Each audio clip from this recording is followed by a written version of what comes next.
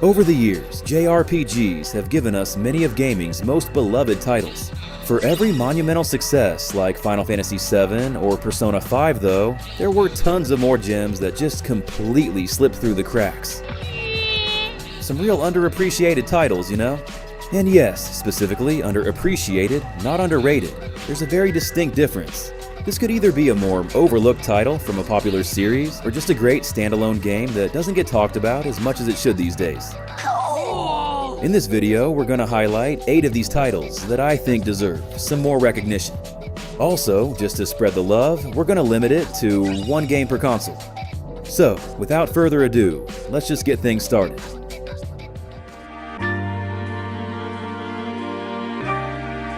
The light is your guide. Dream is what keeps you going.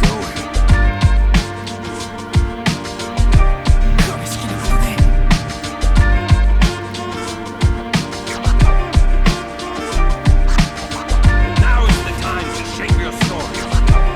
Your fate is in your hands.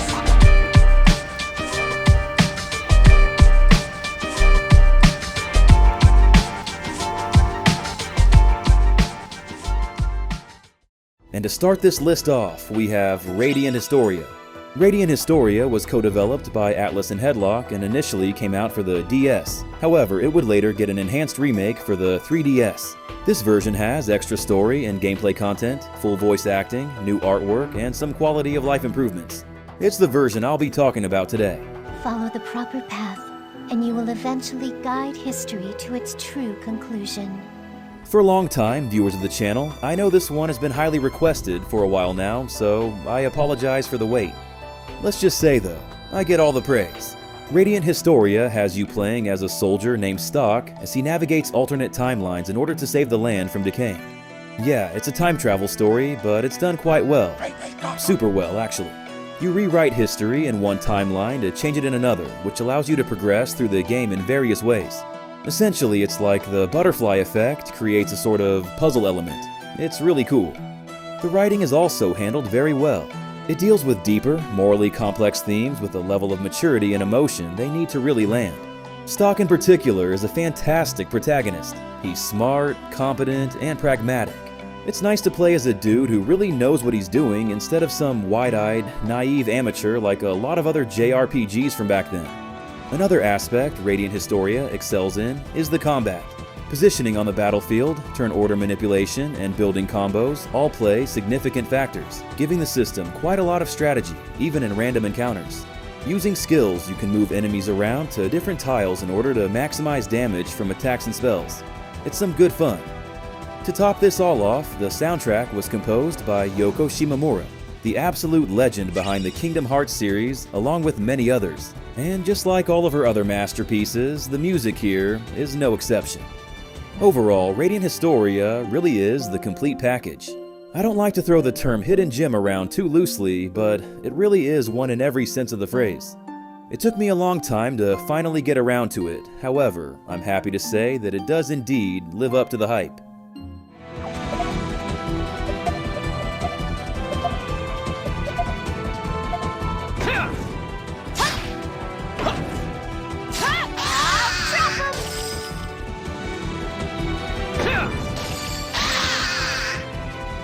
Let's continue onward.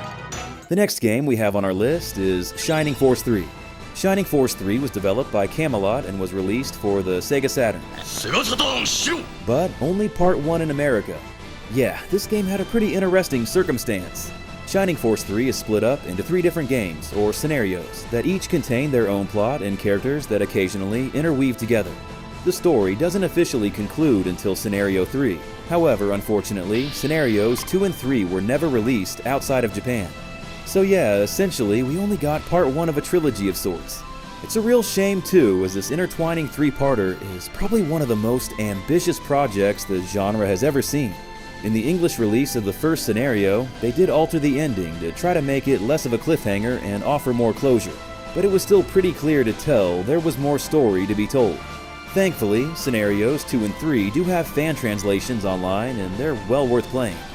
Given that there's 3 full games to flesh it out, the story is an absolute strong point, full of mystery and political intrigue. It's just so cool to see the narrative play out from different perspectives, then watching it all converge together in the end. I gotta give Camelot a tremendous amount of respect for not only setting aside the time and budget to pull off this grand scope of a plan, but also for executing it so incredibly well. Gameplay-wise, Shining Force 3 adds some cool new mechanics to expand upon its formula. Characters can not only level up specific weapon types now, but they can also build battle relationships with each other that can grant bonuses and stuff like that. Plus, with the graphics now in 3D, this adds multi-leveled terrain to the battlefield. Now, do the attack animations look as good as the 2D games did? Well, no, but you can't win them all, I guess. One thing I've always really liked about the Shining Force games, though, is that unlike most other tactical RPGs, you're still able to explore on the overworld and in towns. It really makes them stand out amongst their peers and feel like a hybrid between traditional RPGs and tactical RPGs. Honestly, it's probably the main reason why I love these games so much. I really wish we got more RPGs in this style. Shining Force 3 may not get the widespread recognition that it deserves these days, but at the very least, it has the utmost respect of those that have played it and lives on as a cult classic.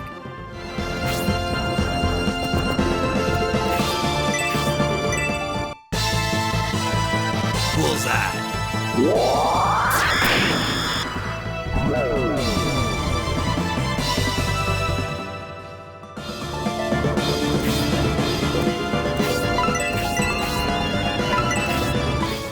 The next game we have on our list is Star Ocean: The Divine Force. Star Ocean: The Divine Force was developed by Tri-Ace and was released for pretty much every modern system besides the Switch.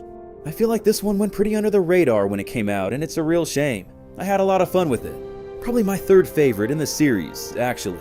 To be completely honest, I remember first playing this around the same time as Final Fantasy XVI and having way more fun with this one. Now, is it the most polished RPG out there? No, but it's just flat out fun, and that's what matters most. Star Ocean games always kill it with their action RPG combat, and that's no different here. Your little robot companion called Duma allows for a lot of fast-paced maneuvers and zipping around the battlefield. Not just the battlefield though, but the overworld too. You can basically launch yourself into the air and briefly fly in any given direction, and it's freaking awesome. It just makes traversal really fun and gives the game a lot of verticality. There is reason to do this as well, as there's these little crystals to collect that allow you to upgrade your skills. You'll just be flying across rooftops trying to collect these. It's a good time. Some of my favorite moments in the game just came from gliding around the beautiful environments. Now, as far as the story goes, well, like the other games in the series, it's not really the main selling point here. I kinda checked out, not gonna lie. I was just having fun, fighting shit and flying across cool looking places. The dual protagonist system is pretty cool though.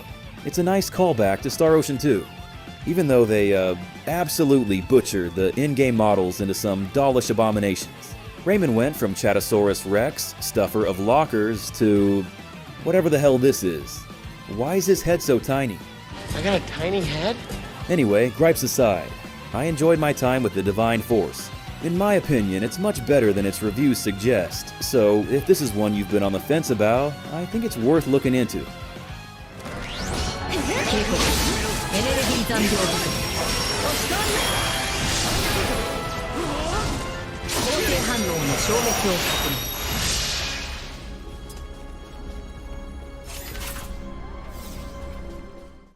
Coming up next, we have Suikoden 3. Suikoden 3 was developed by Konami and came out for the PS2. I feel like this one has had a pretty shifting and polarizing reputation over the years. When it first came out, it seemed like it was universally lauded by fans and critics alike. To this day, it's still not only the best-selling game in the entire series, but it has the highest Metacritic score as well. Nowadays, however, this sentiment doesn't seem to be shared as commonly. 1 and 2 have always been the fan favorites, but hell, I'd say 5 even gets more praise in the fandom these days despite going completely under the radar when it first came out. There's a good amount of people that consider it to be the best in the series, in fact. 3, on the other hand, well, it seems to draw some more mixed discussion. I often see it rated either near the top of the series or the bottom, rarely in the middle. While I obviously fall into the former camp given its inclusion in this video, I do get the criticisms behind it. The biggest issue is the pacing.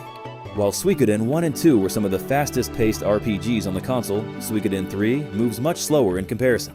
There's a good amount of backtracking to get around the world map, and by nature of how the story plays out, you are seeing some parts of the game multiple times. The whole partner system in combat isn't the most popular either, as it means your party of 6 sort of functions closer to a party of 3 regarding giving commands. Here's the thing though, I don't really mind any of this that much.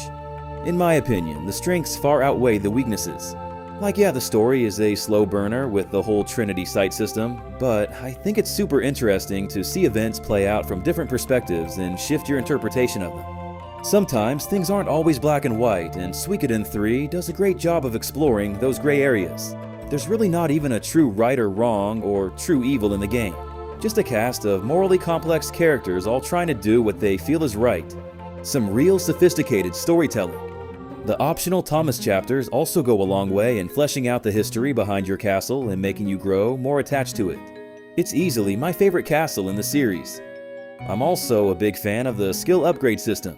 It was really fun and satisfying to specialize in different builds for your characters and to see them pull off techniques like parrying or double attacking. Oh yeah, I'd be remiss if I didn't give a shout out to the opening of the game as well. One of the dopest intros in all of JRPGs, and one that rightfully earned its place in our own channel intro. Anyway, I think that's about enough on Suikoden 3. If you want to hear some more of my thoughts about it and the series in general, check out our retrospective on the entire series that we dropped last year. Suikoden 3 may not get its due recognition these days, but it certainly gets mine and remains tied as my favorite in the franchise.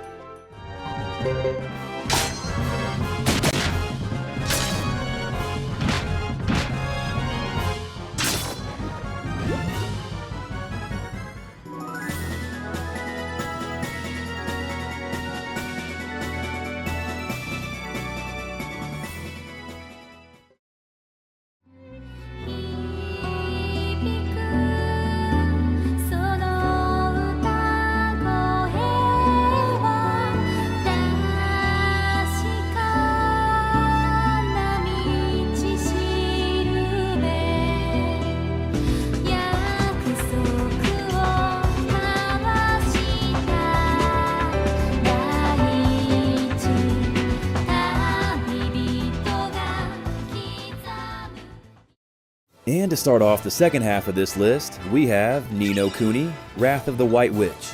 Ni no Kuni was developed by Level 5 and initially came out for the PS3. However, it would later see a remaster for most modern systems.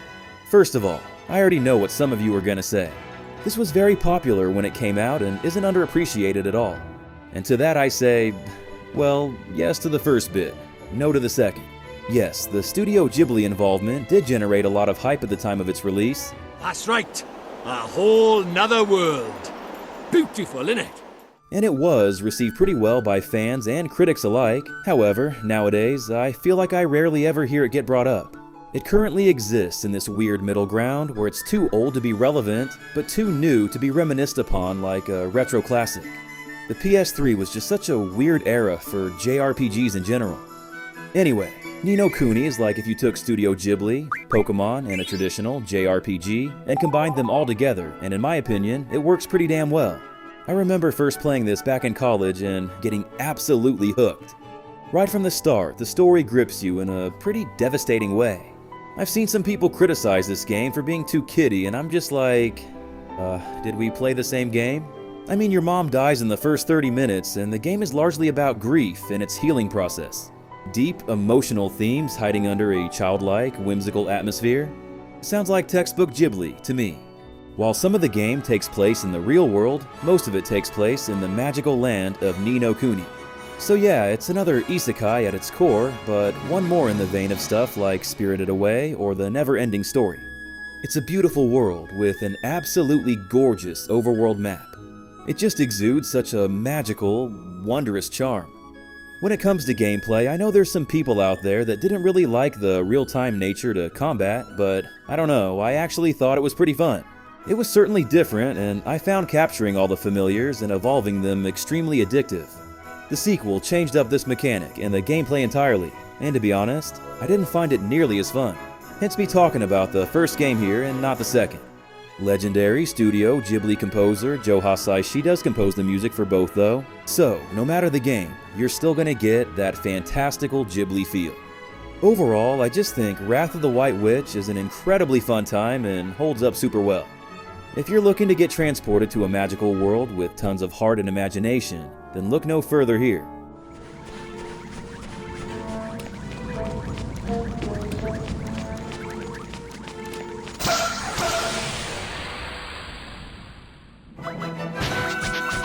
Here we go! Here goes! The next game we have on our list is Final Fantasy V. Final Fantasy V was developed by Squaresoft, obviously, and has been released for a variety of systems over the years. Now, I know what a lot of you are thinking. Final Fantasy V? Underappreciated? What? What the hell are you talking about? Well, I'm out, man. And yeah, fair initial reaction. However, I mean within the greater context of the series. Of course, Final Fantasy as a franchise is incredibly popular, but Final Fantasy V as an individual title? Not really, at least not over here in America. Its original version didn't even come out over here. Same with 2 and 3 for that matter, but out of those three, I'd say 5 is easily the best. By the time it finally got an official English release on the PS1, it pretty much went completely overlooked. I mean, 7 and 8 had both already come out, so yeah. 5 with its Super Nintendo graphics wasn't looking the most appealing in 1999. Even compared to other 16-bit classic RPGs, I just feel like I don't hear FF5 get brought up that much. A lot of this is indeed due to the circumstance of its release in the West, like I just mentioned, and while it is the main reason, I don't think it's the only one. You see, Final Fantasy 4 and 6 had a mostly serious and even melodramatic tone. Final Fantasy V, on the other hand, is a bit more lighthearted and comedic in comparison. That's not to say it doesn't still get epic and emotional, it definitely does. However, it just leans into more of an adventurous shonen feel rather than the darker elements of 4 and 6. The game just has a very charming vibe overall. Gameplay-wise, 5 took the class system of 1 and 3 and fleshed it out to a much higher degree. It's incredibly addictive and makes 5 one of the most replayable titles in the series based off this alone. So yeah, if you're a longtime JRPG fan that put this one off initially due to all the reasons I just talked about, then I highly recommend finally giving it a go.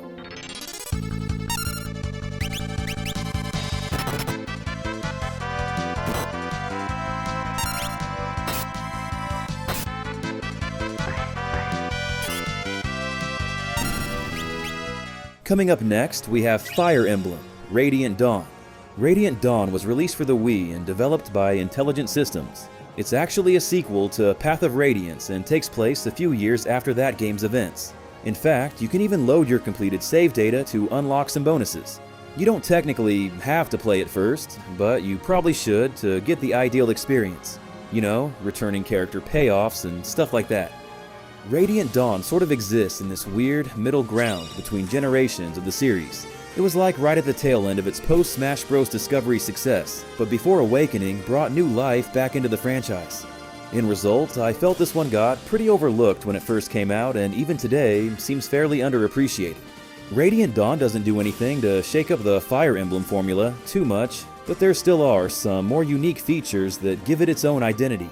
The main ones being having a 3-tiered promotion system and the rotating of different armies throughout the game.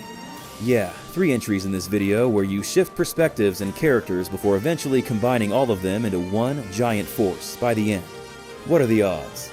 Needless to say, this gives the last act of the game a very epic and satisfying feel.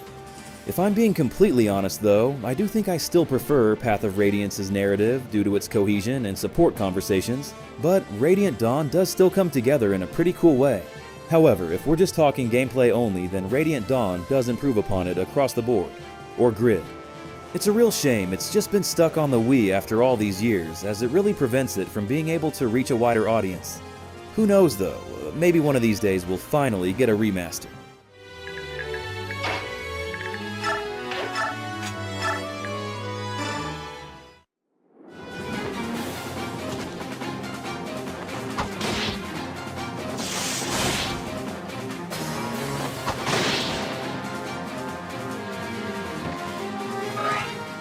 And to finish off this list, we have the original Dot Hack quadrilogy. This includes Infection, Mutation, Outbreak, and Quarantine. Yeah, I guess we're doing multiple parters today. It is what it is. Each part is about 15 to 20 hours, so it adds up to like one full game anyway.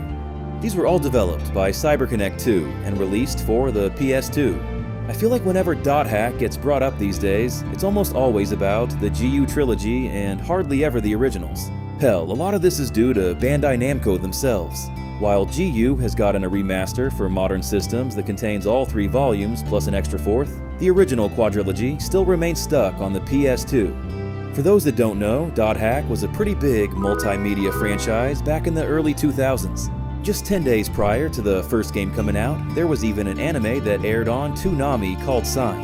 I remember watching this and getting pretty damn hyped for Infection, about to release. The characters are different, but they do take place in the same world. And by world, I not only mean their actual world, but also the online game that exists within their world, called The World. Yes, Dot Hack did the whole video game world isekai thing years before the trend actually took off. Go on, try it, I'll bet you'll love it. I'm not so sure, it looks hard. Nah, it's not that hard, honest. I've put together your own character. Truly, pioneer in the subgenre that doesn't really get its due recognition today. Now with that said, I don't think these games are necessarily amazing or anything. The MMORPG combat feels pretty dated and the dungeon crawling nature does get pretty repetitive after a while. But even still, these games just exude that early 2000s charm in a way that few games do. Hell, there's even a 2000-ish shit-looking desktop interface that you log into where you check your email and stuff. It was really cool being able to learn more about your party members' offline lives and to read world news and to check the message boards that would often reveal in-game secrets, just like real life. Speaking of party members, I'm a big fan of the character design in these games. Well, Piero's not so much. JRPG hell is just him staring you down with his bowl cut while reciting Hark of Fair Eyes on repeat. He of fair eyes! Black Rose, though, yeah, teenage me liked her quite a bit. Oh yeah, I forgot to mention this earlier, but each game also came with a disc of the OVA Liminality, which took place in the real world as opposed to the game world. Similar to the games, it deals with players entering comas as well and is a pretty interesting watch. Imagine the panic if it got out that someone went into a coma because of a game. Alright, I think I've rambled about Dot Hack long enough now. Don't expect a polished masterpiece, but if you're looking for a time capsule of the early 2000s in the form of a JRPG, then well, you can't go wrong here.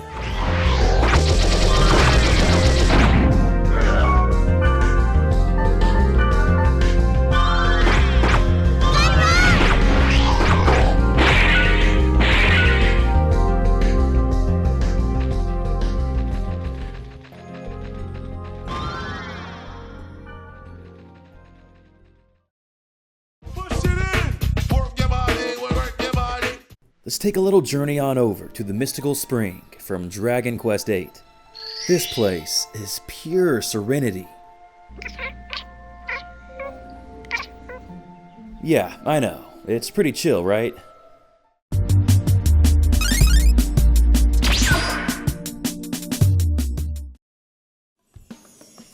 Alright, and that about wraps up this video. Thanks for watching, everyone. We hope you enjoyed it.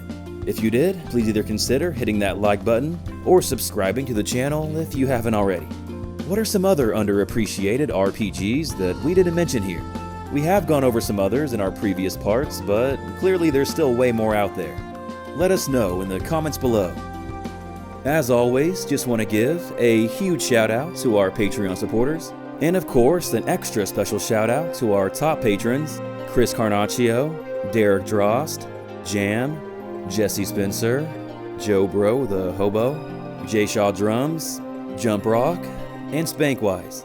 All of your generosity and support is very much appreciated. Other than that, thanks again for watching, everyone, and hope you have an awesome day. This is Corbin from Gaming Productions. Until next time.